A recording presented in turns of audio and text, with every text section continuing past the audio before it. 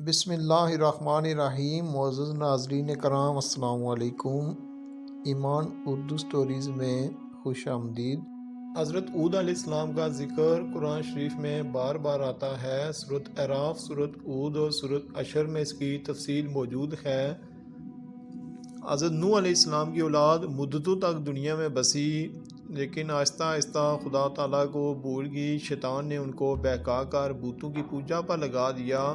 خداوند تعالیٰ جو اپنے بندوں پر بہت رحم کرنے والا ہے، لوگوں کی ہدایت کے لیے اللہ تعالیٰ نے حضرت عود علیہ السلام کو پیغمبر بنا کر بھیجا، اور انہوں نے اپنی قوم جو قوم عاد کہلاتی تھی کہا کہ تم خدا کی عبادت کرو، اس کے سوا کوئی معبود نہیں۔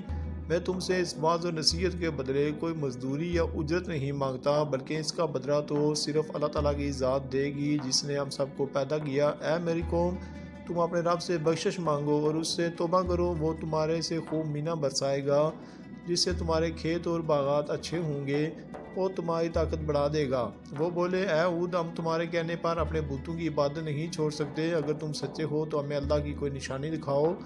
ہمیں لگتا ہے ہمارے بتوں میں سے کسی نے آپ پر جادو کر دیا ہے۔